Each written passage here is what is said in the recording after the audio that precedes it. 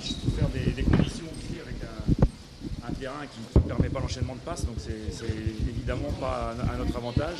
Et en plus une chaleur où on a vu que les joueurs avaient du mal à enchaîner les courses, donc, ce qui donne un jeu très, très débridé. Et comme l'équipe de Tanzanie a beaucoup de qualité, notamment de vitesse et de percussion, c'est un contexte qui les rend extrêmement redoutables et on s'en sort bien avec de nombreuses occasions qui sont créées. Après, le mérite de l'équipe, c'est d'avoir su relever la tête en deuxième mi-temps avec beaucoup de volonté et puis aussi une température qui a baissé, donc on a retrouvé de la fraîcheur et eux ils ont peut-être payé aussi en deuxième mi-temps les efforts qu'ils avaient fait en première. C'était un peu ce qu'on avait déjà vu sur leur match précédent. Donc, voilà, mais évidemment, même si rien n'est fait, c'était un résultat presque inespéré à un moment donné de la rencontre, donc on va s'en contenter, mais il faudra qu'on soit bien meilleur à Bida, même si ce sera un autre match où les conditions seront complètement différentes. On ne sait pas, après on sait que une qualification ça joue sur les deux matchs, donc il fallait surtout pas céder à la panique et puis pas concéder un troisième but parce que ça aurait été compliqué, donc ça a été un petit peu ça. C'est sûr que c'est surtout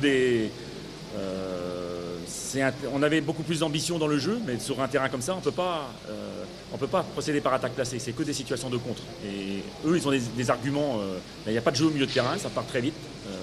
Et nous, après, on a aussi spéculé là-dessus avec un garçon comme Riyad Mahrez aussi. Il est capable aussi de peser avec Islam. Et c'est ce qui s'est passé après sur la deuxième mi-temps.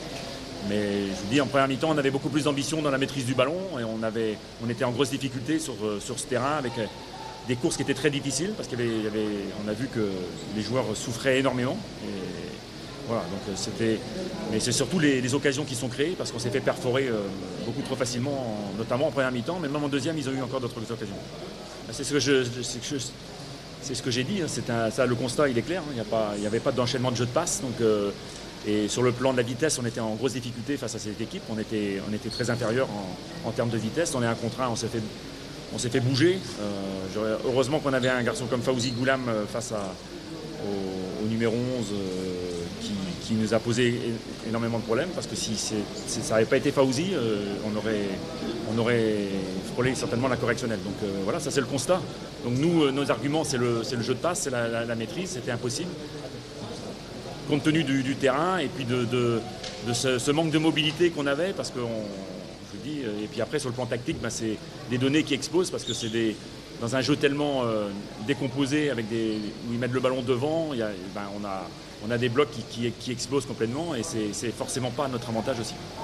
Alors pour la première partie, je pense pas que c'est malheureusement des événements qui sont trop fréquents et donc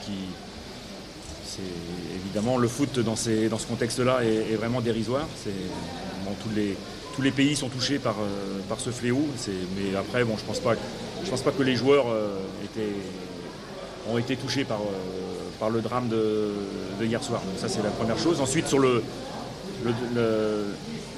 la deuxième partie de votre question, bon, c'est vrai, les changements, on a terminé dans un 4-1-4-1 qui est beaucoup moins ambitieux sur le plan du jeu, mais qui s'adaptait aussi à la situation parce qu'on ne pouvait plus jouer. Donc là, c'est très clairement un système de contre, mais qu'on avait aussi travaillé dans la semaine. Donc voilà, c'était.